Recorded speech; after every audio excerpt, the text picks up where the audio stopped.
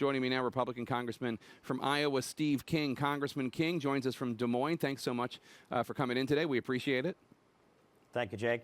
I appreciate it. So let me ask you, Congressman, will you back Paul Ryan in his bid to continue serving as Speaker of the House? Well, I don't know the answer to that yet. I believe I enjoy a good friendship and working relationship with Paul Ryan. I've had some success doing business with him. He's a person I like to work with, and we'll see how this unfolds. I think it makes a difference whether it's Hillary Clinton or whether it's Donald Trump that comes in as President of the United States, and what kind of an agenda Trump might push that could cause friction within the conference, or what kind of an agenda might be pushed by a Hillary Clinton. Now, for example, Paul Ryan signed a letter before he was elected Speaker that he wouldn't bring, I will call it an amnesty bill, before the House of Representatives as long as Barack Obama is president. Now, if he's willing to substitute Barack Obama for any other president within that commitment, that helps me get closer to being fully supportive of Paul Ryan. Are there other people talking about running for Speaker that you're interested in hearing more from?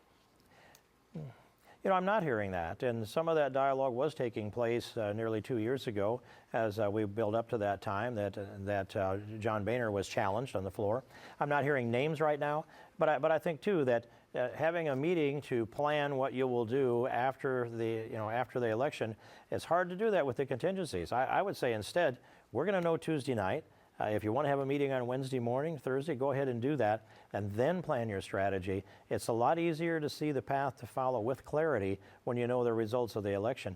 And I think, too, that with Paul Ryan, when he announced that he wouldn't go out and campaign for Trump or wouldn't defend him any longer, that press, that call that he made that he knew would go out to the press was the morning after debate number 2, when Donald Trump had a great night the night before.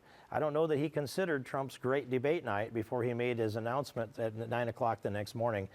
This is one of those similar circumstances, only the onus isn't on Paul Ryan this time. The onus is on others that may be making a commitment before they know the results of the election. And I just don't think we process very well on hypotheticals. Well, you, after that Access Hollywood video came out in which Donald Trump bragged about being able to get away with grabbing women by their genitals, Ryan came forward. He said he could no longer defend Trump. And you said at the time that Ryan was dividing the Republican Party. Do you still feel that way?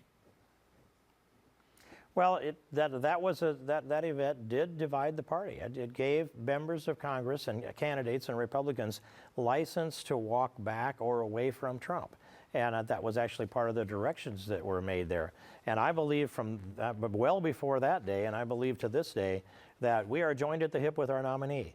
You can't separate yourself from the nominee. If you're the Republican Party or the Democrat Party for that matter, you're joined at the hip. So the best thing you can do is support your candidate, lift your candidate up, and in doing so, that lifts up the House races and the Senate races. And I think that was a political miscalculation, and we'll see how this works on Tuesday night.